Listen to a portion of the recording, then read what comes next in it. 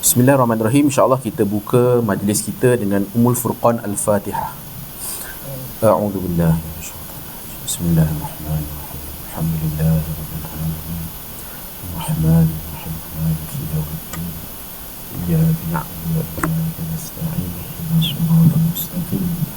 Siratal ladzina an'amta 'alaihim ghairil maghdubi 'alaihim waladdallin. Bismillahirrahmanirrahim. Alhamdulillahirabbil alamin wassalatu wassalamu ala asyrafil anbiya'i wal mursalin wa ala alihi wa sahbihi ajma'in. Subhanaka la 'ilma lana illa ma 'allamtana innaka antal alimul hakim. Qala rabbi shrah li sadri wa yassir li amri wahlul 'uqdatam min lisani yafqahu qawli. Qala Allah ta'ala fi kitabihil aziz ba'da a'udzu billahi minasyaitonir rajim. Kullu nafsin dha'iqatul maut. Qala Nabi sallallahu alaihi wasallam ad-dinu nasihah. Assalamualaikum warahmatullahi wabarakatuh. Pertamanya kita rafakkan kesyukuran kita pada Allah lagi dan lagi. Allah bagi peluang kita untuk hadir majlis ilmu, bukan sebabkan kita ni lebih baik daripada orang lain, tapi sebabkan Allah tahu kita perlukan ilmu ni untuk menundukkan nafsu kita yang liar dan jahat, untuk memberikan kita peringatan bahawa kita ni masih jahil dan kita memerlukan cahaya ilmu untuk kita terus bergerak ke hadapan, makin rapat dan hampir dengan Allah Subhanahu Wa Taala. Yang keduanya, saya nak ucapkan selamat datang kepada anak murid saya yang paling disayangi dan diingati, yang baru balik daripada umrah itu hari. Rasa kekosongan lah bulan tu kan. Dia tak ada tengok. Kadang-kadang kan bang kan, saya nampak Rehan, teringat abang, tapi memang tak ada. Alhamdulillah, okey bang Walaupun percaya kan lepas ziarah Nabi ya. Oh lampu. Nanti abang boleh hantar resume sekali lagi try Cuba apply lagi sekali bang Baik.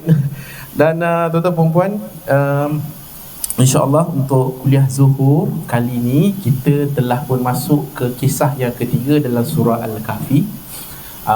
Sedikit introduction sebelum kita nak masuk kisah ketiga surah Al-Kahfi ini supaya kita jelas perjalanan cerita dia. Tuan-tuan, pertama sekali, dalam kisah ketiga adalah kisah tentang Nabi Musa dan Nabi Khidir. Ulama khilaf antara Nabi Khidir ni adalah Nabi ataupun dia adalah wali ataupun para awliya. Tapi kat sini untuk senang cerita, kita ambil majoriti pendapat ulama mengatakan Nabi Khidir juga adalah seorang Nabi. Okey. Nabi Musa adalah satu-satunya Nabi yang paling banyak diceritakan dalam Quran. Lebih banyak cerita dia dan disebut oleh Allah berbanding Nabi Muhammad sallallahu alaihi wasallam.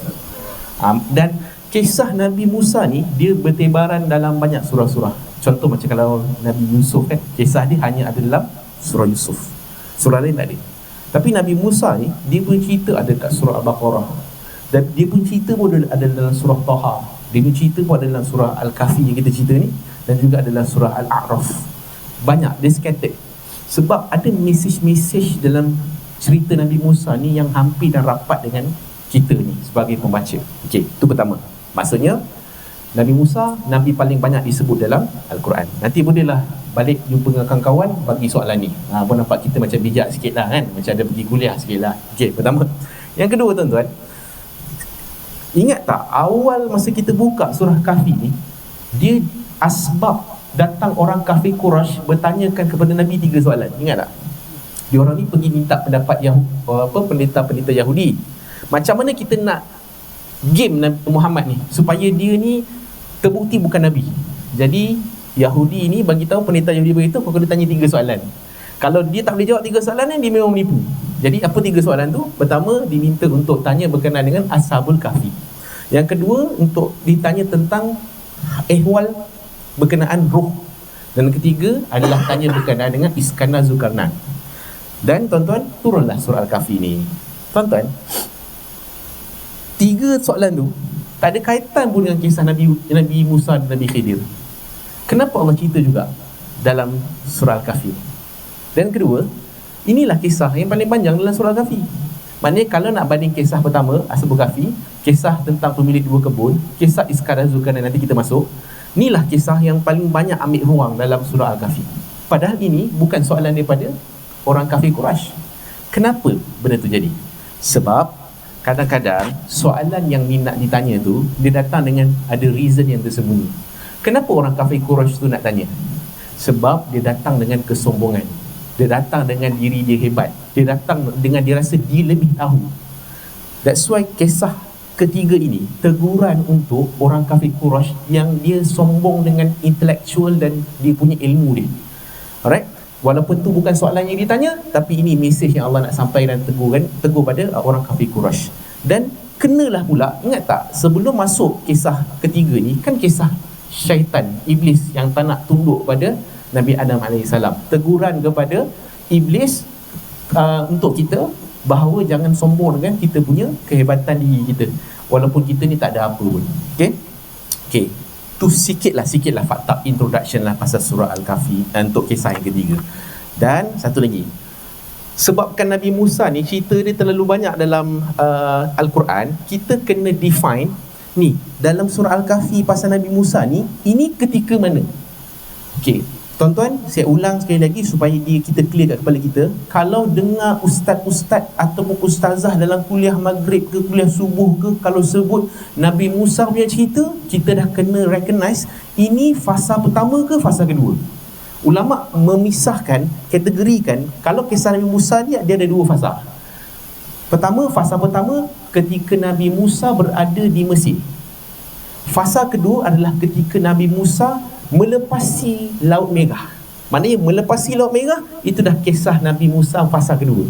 Maksudnya fasa pertama ni kisah, ingat tak, Nabi Musa terpukul satu orang lelaki kaum Kipti sampai mati, dan Nabi Musa kena lagi daripada Mesir sampai ke Madian, berkahwin pula dengan salah seorang anak perempuan di sana, dan juga perintah Allah untuk kembali kepada Fir'aun, bapa angkatnya, untuk sampaikan dakwah bersama dengan Nabi Harun. Ini fasa pertama punya cerita. Termasuklah yang Nabi Musa lawan ahli sihir Fir'aun. Ni termasuklah kisah berlaku pertembungan antara Bani Israel dengan Qibti. Tuan-tuan, saya cerita sikit walaupun tengah hari ni macam tak boleh fakta sangat. Saya cerita sikit lah, info, knowledge sikit. Bani Israel dia duduk kat Mesir. Soalan saya, macam mana Bani Israel duduk kat Mesir? Adakah Bani Israel, bangsa Israel ni memang penduduk asal Mesir? Bukan. Siapa bawa masuk? Tak apa, jangan risau, tengah hari ni biar saya jawab. Macam mana Bani Israel ni? Maksudnya penduduk asal Mesir ni adalah bangsa Qibti. Macam mana ada Bani Israel dekat dalam Mesir? Sebab ingat tak masa surah Yusuf dulu, Nabi Yusuf telah jadi menteri dekat Mesir. Nabi Yusuf asalnya mana? Nabi Yusuf asalnya dekat Kanaan. Kanaan ni kalau sekarang ni adalah Palestin. Maknanya bila Nabi Yusuf dah jadi menteri kat sana, dia bawa masuk ahli keluarga dan juga kaum kerabatnya masuk ke dalam Mesir. Tapi ketika itu Bani Israel diangkat. Tapi lepas tahun demi tahun, beratus tahun, berpuluh tahun, akhirnya Bani Israel dia jadi golongan hamba dekat Mesir. Dan mereka ni ditindas oleh kaum Kipti. Kaum Kipti ni kaum asal lah dekat Mesir.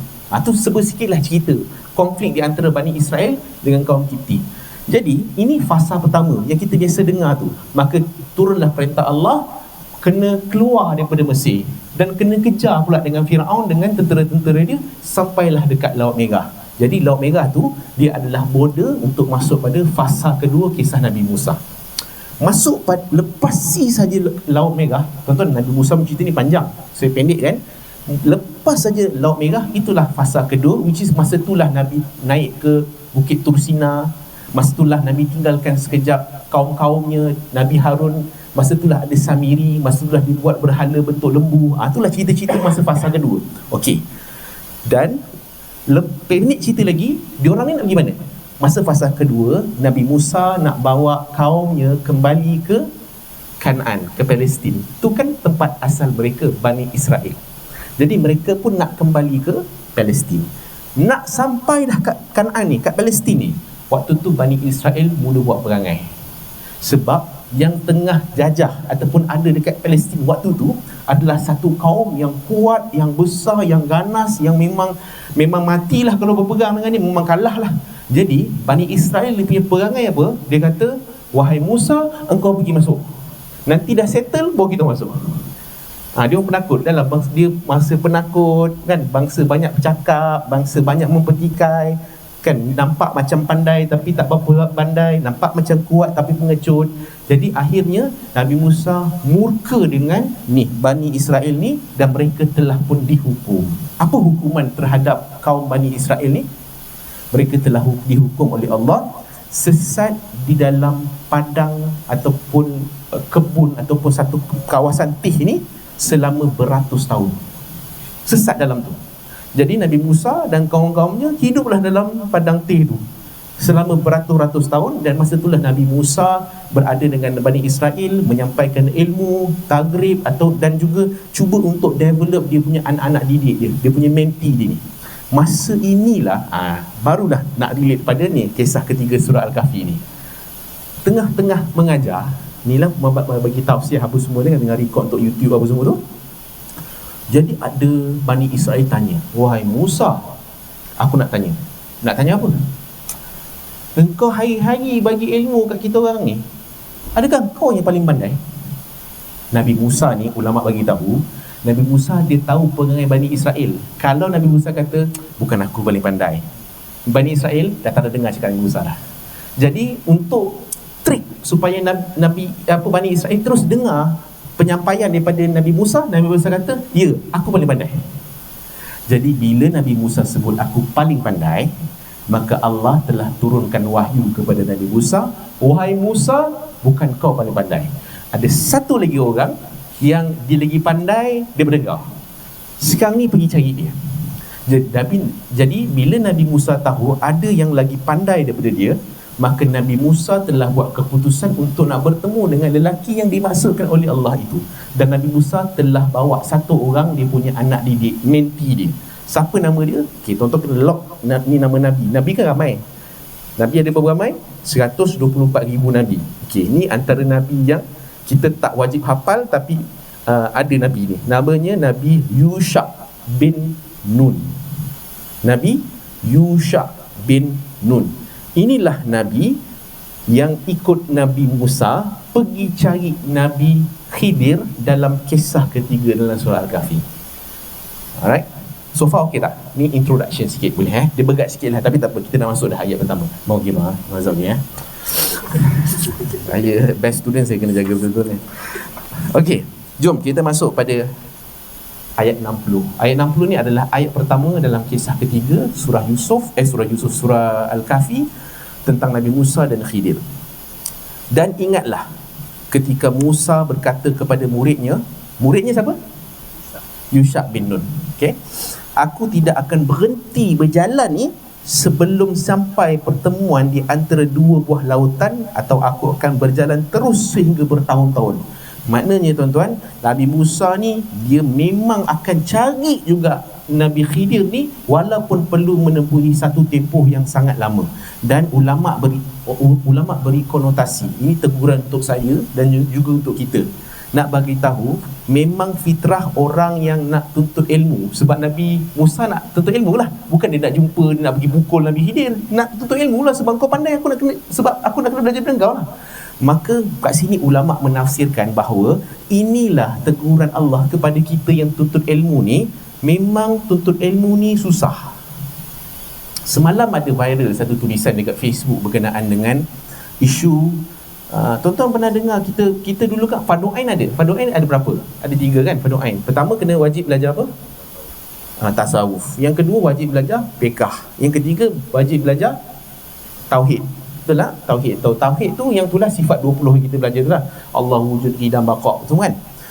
Jadi adalah orang kata susahlah belajar sifat 20 ni, payah sangatlah, banyak term-term, harus bagi Allah, mustahil bagi Allah, wajib bagi Allah, wujud tapi tidak wujud, amru ibtida' lah, pening. Tuan-tuan, sebenarnya Allah dah tegur dah kita dalam ayat 60 ni. Memang tuntut ilmu memang kena pening. Tuan-tuan kalau tuntut ilmu senang, relax, itu bukan ilmu. Ilmu fitrah ni memang kena susah. Sebab itulah ayat pertama yang diturunkan kepada Nabi Muhammad sallallahu alaihi wasallam, apa ayat dia? Iqra', betul tak? Iqra' ni maksudnya bacalah. Dan ulama menafsirkan baca ni adalah tuntutan Allah kepada kita untuk menuntut ilmu kan. Masa Nabi dapat ayat tu tuan-tuan, Nabi terus boleh sebut ke? Kan malaikat Jibril sampai kena peluk Nabi. Iqra'. Nabi kata tak boleh, aku tak boleh baca. Iqra', tak boleh baca. Berkali-kali barulah Nabi boleh baca. Apa sebab Nabi tak terus baca je? Nabi kan Nabi, Rasul, Sayyidul Rasul. Apa sebab tak boleh terus sebut je Iqra? Sebab Allah nak tegur kita melalui Nabi. Memang fitrah orang tua ilmu, dia memang kena susah. Dia akan datang mengantuk. Dia kadang macam, aku malas lah nak datang kuliah dan Izzah ni. Aku rasa nanti biar habis surah Al-Kahfi lah aku datang. Ni nak duduk ni. Tuan-tuan ingat duduk ni senang ke tuan-tuan duduk? Kan lenguh-lenguh kaki lah. Saya akan perasan, saya akan cek setiap saat. Dia setiap 10 minit ubah kaki belah sini, dia aja ubah belah sini kan. Allah. Dengan lutut tak apa nak okey, dengan kaki go up, dengan gaut apa semua kan. Kan memang payah, susah. Dengan tengah hari tak makan lagi ni. Dai pula cakap, ya Allah, banyak fakta lah kan. Tapi memang itulah fitrah orang tu ilmu. Memang kena ada mujahadah. Dan itu satu, memang susah payah. Jadi kena ada mindset susah payah tu ilmu baru boleh dapat. Kena ada mujahadah. Dan Nabi Musa bersedia untuk mujahadah itu. Dia menempuhi satu perjalanan yang sangat lama untuk dapatkan ilmu. Itu pertama. Yang kedua, tentang kerendahan hati bila kita nak belajar. Of course lah, sebab ada kerendahan hati, rasa tak pandai itulah kita nak cari guru. Sebab selagi mana kita tak ada kerendahan hati, ilmu takkan mengalir. Imam Syafi'i bagi tahu, ilmu ni dia ibarat kalau kita nak dapat ilmu, kita kena jadi lembah yang paling rendah. Air kan bila mengalir, kalau kita jadi lembah yang tinggi, air tu takkan bertakung kat kita, dia takkan sampai kat kita. Sebab itulah kita kena jadi lembah yang paling rendah supaya air mengalir dekat kita. Kita dapat tampung air itu. Dan satu lagi tuan-tuan, tampung lama-lama pun tak boleh. Air itu akan jadi kotor, jadi busuk, berlumut. Sebab itulah perlu juga untuk dialirkan, salurkan supaya dapat lagi air-air yang baru. So jangan ada isu macam, aku share ilmu dengan kau, nanti aku tak ada ilmu ni, kau pandailah. Tak, lagi banyak kita bagi ilmu pada orang, lagi banyak Allah akan alirkan cahaya-cahaya ilmu tu dalam hidup kita. Jangan kedekut dengan ilmu. Aku kalau ajar kau accounting ni, kau lah naik jawatan. Jangan risau tuan-tuan. Ilmu banyak lagi benda-benda yang Allah akan bagi pada kita. Alright? So itu antara mesej yang disampaikan dalam ayat ke-60. Boleh tuan-tuan So penat, payah, betul dah tu. Tapi kalau belajar tak penat, belajar tak sakit, belajar kaki tak lenguh, something wrong tuan-tuan. Ni mesti ilmu tu sekejap esok dia jadi keluar dah lupa. Okay, itu pertama. Yang kedua, masuk pada ayat ke-62 61, surat 61. Dan tak kala mereka sampai ke pertemuan dua buah laut itu, sebab tuan-tuan kena ingat tau, Nabi bagi tahu dalam satu hadis riwayat Bukhari, ya Rab, bagaimana cara agar aku boleh bertemu dengannya? Ini kisah tentang Nabi Musa bertanya pada Allah, macam mana aku nak jumpa dengan Nabi Khidir ni? Allah bagi tanda, kau akan jumpa dengan dia wahai Musa, dengan kau bawa seekor ikan. Ikan ni ikan yang dah mati. Ikan yang dah mati, kau masukkan kat satu tempat, satu bekas apa semua. Jadi kalau kau bawa tu, tiba-tiba ikan tu boleh hidup dan melompat masuk dalam laut. Situlah tempat yang kau akan jumpa dengan Nabi Khidir.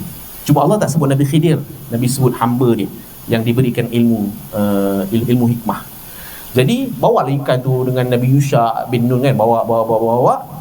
Dan ayat 61, diorang dah sampai dah dekat pertemuan tu, dua laut tu, yang ikan tu lompat keluar.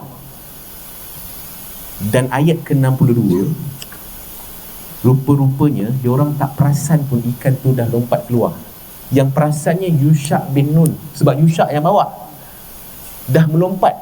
Tapi ayat ke-62, bila sampai ke depan, jauh dah melepas satu kawasan, maka ketika mereka berjalan melalui tempat itu, Musa berkata kepada pembantunya, bawalah kemari ke makanan kita, sungguh kita telah merasa letih kerana perjalanan kita ni.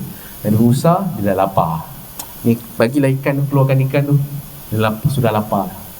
Jadi, bila Nabi Yusha tahu je, dalam ayat ke-63 pula, Nabi Yusha kata, tahu tak sebenarnya, masa kat tempat tadi tu, aku lupa nak bagi tahu, memang ikan tu dah lompat keluar dah.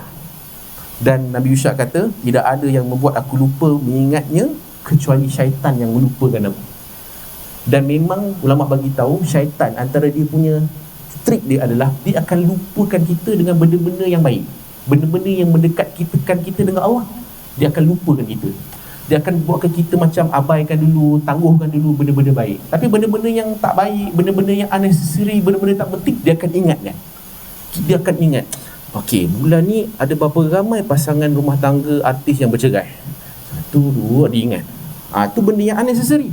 Tapi benda yang necessary ni dia akan selalu lupa. Syaitan memang tu antara dia punya kelebihan dan trik dia. Maka waktu tu Nabi Musa sebagai murabi mentor ni, dia tak marah Yusha. Dia tak kata, kau kan aku dah pesan dah kau ni. Kita kan perangai macam tu kan, saya lah kan, aku dah pesan kan, ni nak kena patah balik, kau main jauh lagi kau ni. Tapi Nabi Musa fokus kepada hikmah. Nabi Musa sambung pada ayat 64. Nabi Musa kata, itulah tempat yang kita cari. Sekarang ni jom kita patah balik. Kita cari balik tempat yang tadi ikan tadi keluar, yang keluar daripada bekas tu. Okey, kita sambung lagi tuan-tuan, ayat ke-65. Saya pergi cepat sikit sebab kisah ni kisah panjang, takut nanti ambil masa terlalu berat kan. 65, ni soal yang bestnya. Bila dia patah balik dekat tempat ikan tu lompat, ayat ke-65, lalu mereka bertemu dengan seorang hamba di antara hamba-hamba kami yang telah kami berikan rahmat kepadanya di sisi kami, dan yang telah kami ajarkan ilmu kepadanya dari sisi kami. Maknanya dekat sini kedua-dua mereka ni, Nabi Musa dan Nabi Yusha bin Nun ni, dah dapat jumpa dengan lelaki yang Allah maksudkan, yakni Nabi Khidir. So Nabi Khidir ni tuan-tuan, ulama bagi tahu salah satu keistimewaan Nabi Khidir ni, dia punya kelebihan dia kalau duduk dekat satu atas kayu kering ataupun satu tanah yang gersang kering ni kan, bila dia duduk je, tempat tu akan bertukar menjadi mekar dan hijau. Dan Khidir ni, kalau kita translate, maksudnya yang hijau. Tu Khidir. Dan Jalaluddin As-Suyuti dalam tafsir dia dinukilkan satu hadis daripada Ibnu Abbas, sesungguhnya Nabi Khidir ni dinamakan dengan nama Khidir tu disebabkan setiap kali dia solat di atas hamparan yang putih, maksudnya kalau sejadah dia putih kan, hamparan ni dia akan berubah jadi hijau. Jadi tuan-tuan, sekejap lagi masa lepas saya solat, contohnya saya cek dia berubah tak? Kalau berubah ni kira adalah tu yang sembahyang kat sini kan. Okey, hijau. Itu ada dalam hadis Bukhari, hadis sahih, hadis Bukhari tentang berubahnya tempat tu bila Nabi Khidir berada di situ. Okey. Tapi kalau kat rumah kita tiba-tiba berubah hijau kat meja tu, anak kita lah. Dia jangan tonton tiba-tiba macam ini Nabi Khidir lah ni singgah rumah kita ni kan. Tapi itu antara kelebihan Nabi Khidir. Okey, tuan-tuan, dekat sini satu part lagi yang penting. Kelebihan Nabi Khidir ni, Allah memang bagi ilmu kepada dia. Ilmu ni dia boleh sampai pada kita melalui dua cara. Pertama, ilmu dia datang dengan proses pengajaran daripada manusia, daripada makhluk. Macam tuan-tuan tengah buat sekarang ni kan, ni proses yang pertama. Maksudnya kita kena turun, masuk ke surau, buka buku, buka nota, tulis, dengar ustaz ni cakap sampai 1:45 contoh kan. Ini proses cara untuk dapat ilmu. Allah bagi ilmu melalui begitu. Itu pertama. Dipanggil sebagai at-ta'lim al-insani. Maksudnya belajar dengan orang ataupun belajar dengan makhluk. Maknanya bila kita tengok langit, kita berfikir tentang kehebatan ciptaan Allah, kita gunakan akal kita. Sama juga melalui buku, kan makhluk yang tulis buku ni kan. Maka itu pun cara bagaimana kita dapat ilmu. Itu cara pertama. Dan majoriti antara kita memang cara dia kita belajar daripada macam inilah cara dia. Tetapi ada juga kaedah kedua, Allah bagi ilmu ni bukan melalui makhluk, bukan melalui buku, melalui TV, melalui YouTube, melalui alam, tapi Allah bagi directly, at-ta'lim ar-rabbani. Maksudnya Allah sendiri yang turunkan ilmu ni.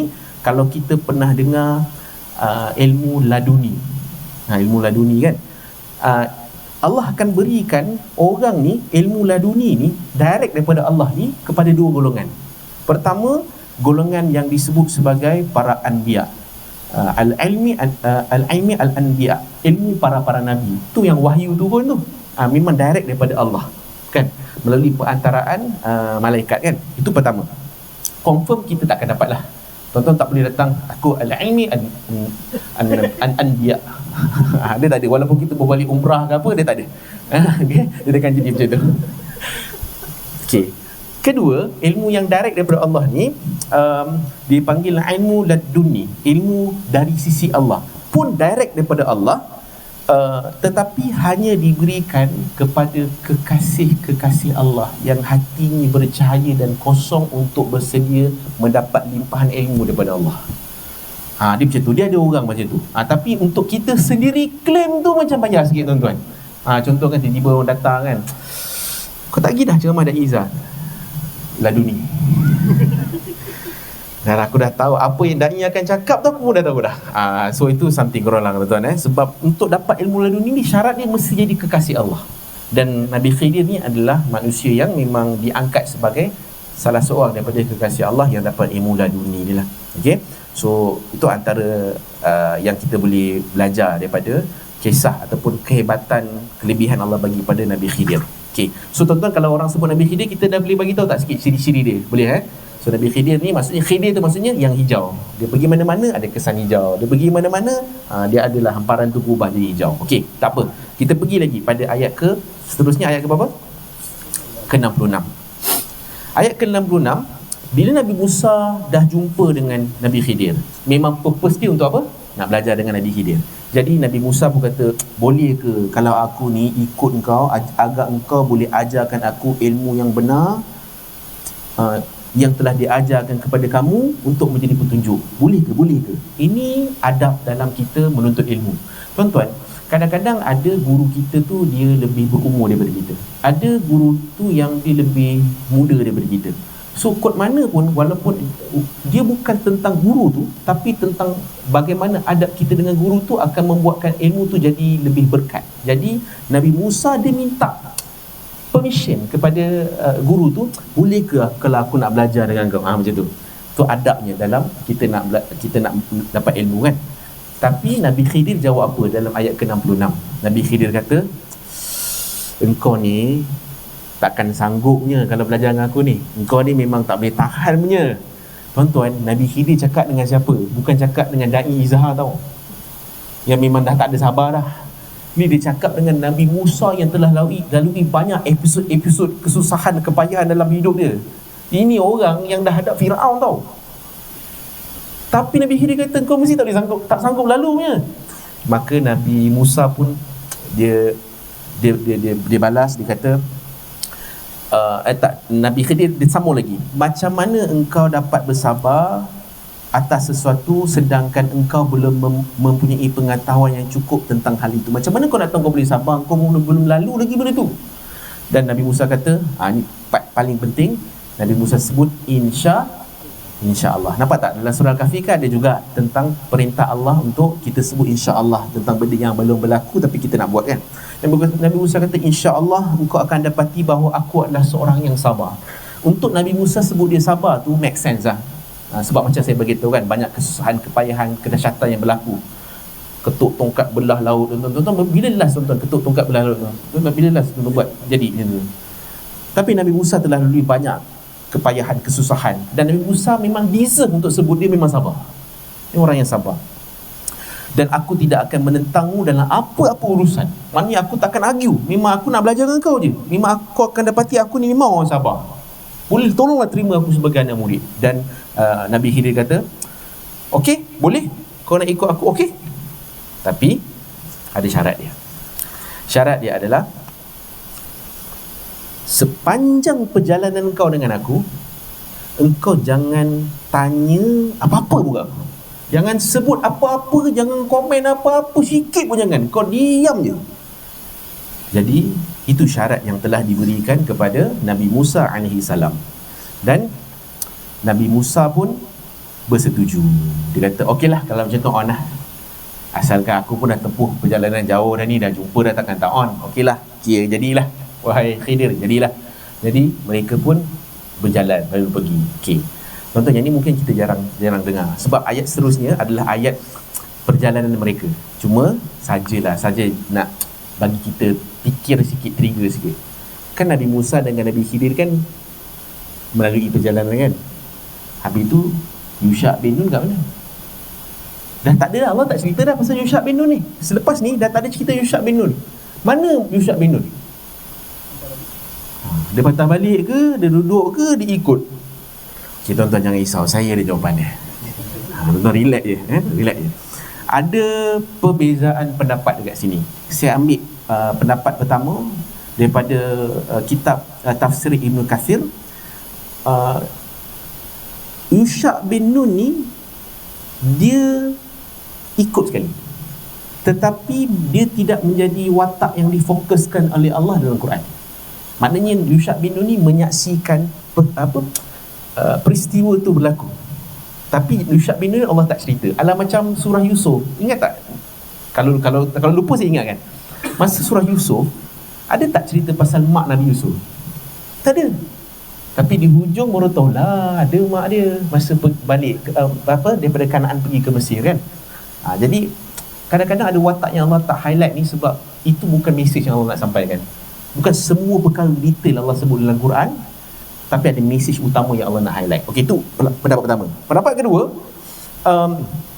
daripada tafsir Al-Bahar Al-Muhit, Nabi Musa bagi tahu kat Khidir, Nabi bagi tahu kat Yusha, wahai Yusha, sekarang aku dah jumpa Khidir, kau pergi balik, pergi jaga Bani Israel yang tengah sesat tu, dekat padang Teh tu. Itu pendapat kedua. Dan pendapat ketiga, Nabi Musa perintahkan, ni dalam tafsir Al-Mawardi, Nabi Musa perintahkan, wahai Yusha, engkau tunggu kat sini, tempat yang jumpa Nabi Khidir. Okey, kau tunggu sini, kau stay sini, aku nak pergi belajar ajak dengan Khidir. So ada 3 pendapat dekat sini. 3 pendapat betul, mana-mana pun boleh. Saya sajalah sebut benda ni supaya nanti kalau kita belajar satu je, jadi orang datang, taklah Yusha dia balik lah, taklah Dak Izzah kata Yusha ikut, kan dah bergaduh dah. So biar kita belajar 3 ni, so dia tak bergaduh. Keluasan dalam ilmu ni begitulah. Okay, so sepatutnya tuan-tuan, lagi luas ilmu kita, lagi banyak berlapang dada, sepatutnya. So kalaulah kita ni bergaduh orang ni, kau ni pendapat salah, ni maknanya ilmu masih belum luas. Sebab kalau kita belajar ilmu banyak, kita akan lebih banyak tak nak bergaduh dengan orang. Kau pun betul, aku pun betul, dia pun betul, kan dah tak bergaduh kan. Okay, so saya sambung lagi boleh pada ayat ke-71. Okay, maka bermulalah perjalanan. Pertemuan dua laut tu ada kata dekat Jordan, ada yang kata dekat Turki. So tuan-tuan, Allah tak highlight exactly dekat area mana. Kenapa? Sebab itu bukan menjadi mesej utama. Tapi ulama' kata ada yang dekat Jordan, area pertemuan dua laut tu, ada satu batu. Sebenarnya Nabi Musa dengan Yusha dia berehat dekat situ. Masa tu lah ikan tu terkeluar, dia berlompat keluar.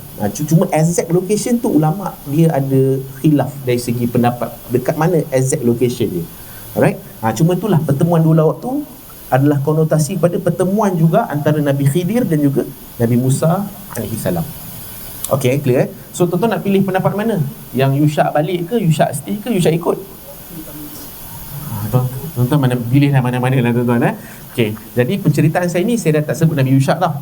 Okay, sebab Allah pun tak highlight dah Nabi Yusha ni dalam kisah pada ayat ke-71. Okay, maka diorang pun ikutlah berdua. Dua orang ni pergi, berjalanlah keduanya sehingga ketika keduanya menaiki perahu lalu melubanginya. Dan dia, Musa berkata, mengapa engkau melubangi perahu itu? Apakah untuk menenggelamkan penumpangnya? Sungguh engkau telah membuat satu kesalahan yang besar. Dia orang ni nak lalu satu laut, jadi mereka tak ada perahu, jadi tak nampak ada satu perahu. Ini memang orang miskin, jadi tumpanglah dia orang berdua ni dengan perahu orang miskin ni. Dalam perjalanan Nabi Musa tengok Nabi Khidir ni, dia pergi pecahkan, rosakkan perahu yang diorang tengah naik ni. Nabi Musa tengok, apa hal pula pecahkan perahu ni, dah lah orang miskin, lepas tu kita pula tumpang kan. Tiba kau nak pecahkan perahu ni. Lepas tu Nabi Musa pun dia lupa syarat dia. Nabi Musa terus tanya, kenapa kau pecahkan perahu ni? Dan Nabi Khidir kata, pada ayat 72, kan aku cakap kau takkan sabar punya dengan aku. Tu ayat ni, lebih kurang macam drama style lah kan. Aku dah cakap dah, kau memang takkan mampu untuk sabar dengan aku ni. Nabi Musa baru dia teringat Allah kan syaratnya tak boleh komen, tak boleh tanya, tak boleh cakap apa-apa kan. Nabi Musa pun pada ayat 73 kata, tolonglah kau janganlah hukum aku kan. Aku terlupa, aku minta maaf. Jadi Nabi Khidir pun dia maafkan Nabi Musa. Okeylah, tak apalah, kesalahan pertama selesailah, tak apalah, aku maafkan. Teruskanlah perjalanan. Pada ayat ke-74, maka berjalanlah kedua mereka ini sehinggalah ketika keduanya berjumpa dengan seorang anak muda. Macam ada seorang budak dah, kanak-kanak, dia bermain dengan kanak-kanak yang lain. Dia main-main seronok-seronok, macam tengok budak-budak main bola dekat taman-taman rumah kita kan, macam tu lebih kurang kan. Tiba-tiba tuan-tuan, apa yang Nabi Musa buat ni diceritakan oleh Nabi sendiri dalam hadis riwayat Bukhari. Setelah keduanya meninggalkan laut, maknanya dah selesai dah dekat laut ni cerita, mereka menemui seorang anak kecil yang sedang bermain dengan anak-anak lain. Lalu Khidir memegang kepala anak itu. Ni dalam hadis riwayat Bukhari tu tuan-tuan. Nabi Khidir buat apa? Dia pegang kepala anak yang tengah main tu, dan dia telah patahkan kepala tu dengan tangannya sendiri. Mati. Nabi Musa dah tengok macam tu. Nabi Musa ni kan tuan-tuan, Nabi Musa kan dia Rasul, dia Nabi. Kan fitrah Nabi Rasul ni tak boleh nampak ada kemungkaran. Dia memang automatically akan nak cegah kemungkaran. Dia memang dia punya naluri macam tu. So tu cabaran bagi dia tu sebenarnya. Nabi Musa dengar macam tu, kenapa kau bunuh budak ni? Tadi tu boleh lagi tahan lah lagi kan, kau pecahkan bahu orang, rosak bahu. Ini kau bunuh orang kot. Dia macam, kenapa kau bunuh budak ni? Apa salah budak ni? Budak yang ada jiwa yang bersih ni, kenapa kau bunuh? Kau dah lakukan satu kemungkaran ni. Nabi Musa. Jadi ayat ke-75, sekali lagi Nabi Khidir kata apa? Kan aku dah cakap, kau takkan boleh sabar punya. Nabi Musa pun kata, ayat ke-76, okey, macam ni, aku minta maaf kalau sekali lagi aku tanya, kita mufarakah. Maknanya sekali lagi aku tanya, okey dah, aku give up, kau tak payah bawa aku dah. Tolong maafkan aku, kali ni maafkan aku. Nabi Musa lupa lagi syarat tu. Okey, sebab melalui kenabian yang ada dalam hati dia. Okey, selesai 76. Kita pergi pada 77. Tuan-tuan ingat scene ni kena ingat ni, sebab nanti saya akan explain apa hikmah di sebalik apa yang Nabi Khidir buat ni. Okey, bunuh budak. Ini benda yang mungkar kan. Apa sebab Nabi Khidir buat macam tu? Okey. Tapi tuan-tuan janganlah simply buat benda ni tau. Tuan-tuan pergi kat taman-taman ambil kepala budak patah. Ada hikmah dah. Itulah cah-cah dari mula dunia jadi macam tu kan. Okey, pergi ayat ke-77. Ini scene yang ketiga pula. Scene pertama kat mana? Kat perahu. Scene kedua dekat mana? Dekat taman. Dekat kawasan budak-budak tengah main-main. Dia pegang kepala, dia patah, mati budak tu. Okey. Yang ketiga adalah scene ketika mereka dah sampai di satu perkampungan. Tuan-tuan kena ingat tau, Nabi Musa kan belum makan lagi. Kan dia lapar, dia nak minta ikan masa tu. Batu ikan kan dah lompat keluar laut, dia tak makan lagi, lapar. Tuan-tuan, bila lapar tuan-tuan, kita dengan emosi, dengan tak sabar, dengan macam-macam lah. Tuan-tuan, bila sampai kat satu perkampungan, Nabi sampai kat penduduk kampung tu. Penduduk kampung tu ni semua jenis muka ketat tau, muka tak raikan tetamu. Nabi Musa ni pun, aku ni dah tengah lapar, lepas tu aku kena bersabar pula, budak pun lepas kena bunuh. Macam mana dia dah tak boleh dah. Tuan-tuan, perangai penduduk di kampung yang mereka sampai tu memang sangat belagak dan memang tak raikan tetamu pun. Jadi Nabi Musa kata belagak, macam belagak kampung-kampung ni semua tak raikan pun. Jadi waktu tu apa yang Nabi Khidir telah buat, diorang pun duduklah berehat, bersandar dekat satu rumah, dekat tembok satu rumah, bersandar. Dan rupa-rupa tuan-tuan, bila diorang bersandar, tembok tu, rumah tu macam dah makin sengit, makin nak roboh. Jadi apa yang Nabi Khidir buat? Nabi Khidir terus betulkan tembok tu. Maknanya dia kukuhkan balik, dia repair balik tembok tu. Nabi Musa pun, dahlah orang kampung ni tak layan kita, tak raikan kita, nak betulkan pula. Tapi dia tak cakap lagi, dia dalam hati kan, betulkan pula tembok rumah ni. Jadi bila Nabi Khidir tengah betulkan tembok rumah tu, Nabi Musa pun kata, sebenarnya kalau kau repair ni tembok rumah ni, patutnya kita boleh dapat sikit upah. Patut kita layak dapat sikit upah. Tuan-tuan, Nabi Musa sebut benda tu, Nabi Khidir kata, ini adalah perpisahan yang terindah. Dah. Itu ayat ke-78. Ini adalah perpisahan antara aku dengan engkau, dan aku akan bagi penjelasan kepada kamu atas segala perbuatan aku yang engkau tak mampu bersabar terhadapnya. Sebab Nabi Musa dah 3 kali langgar. Dia begitu juga tuan-tuan. Kenapa 3 kali? Dalam agama tuan-tuan, 3 kali ni adalah dia panggil sebagai satu threshold dalam kita ni. Contoh macam janji kan, kita orang janji dengan kita, dia asyik mengkiri, tak apalah, maafkan lagi. Sampai pada kali ketiga, maka kita sebaiknya tidak lagi mempercayai janji ni. Sebab itulah tuan-tuan, samalah juga dalam perceraian. Ingat tak, kalau bercerai, talak kan, mana ada talak sampai 20, betul tak tuan-tuan? Talak maksimum 3. Kenapa 3? Macam itulah, maksudnya 3 kali peluang diberikan. Sama juga Nabi Musa telah diberikan 3 kali peluang oleh Nabi Khidir, tapi kali ketiga pun dia langgar. Maka akhirnya Nabi Musa pun mufarakah dan terpisah. Jadi Nabi Khidir tidak lagi bawa Nabi Musa melalui perjalanan untuk dapatkan ilmu hikmah daripada dia. Jadi sebelum balik Nabi Musa, sebelum kau balik, biar aku bagi tahu kenapa aku rosakkan perahu tu, kenapa aku bunuh budak tu, dan kenapa aku bina tembok kat kampung yang penduduk dia berlagak dan tak jamu pun kita makanan, walaupun kita menempuhi satu perjalanan yang jauh. Jadi tuan-tuan, apakah jawapannya? Sama-samalah kita saksikan dan nantikan pada episod yang akan datang pada bulan depan. Sebab masa pun dah tak ada dah tuan-tuan. Kita berhenti ayat 77, kita akan sambung pada kita berhenti pada 78, kita akan sambung pada ayat 79. 79 ni adalah jawapan-jawapan yang ni. Jadi tuan-tuan, jangan baca lagi surah ni. Nanti tuan-tuan dah tahu jawapan. Kan nanti saya dah tak ada modal. Jadi tuan-tuan, itu saja, kita sambung lagi pada kesempatan bulan depan, insya-Allah. Kita tangguh dulu tasbih kafarah. Subhanallah.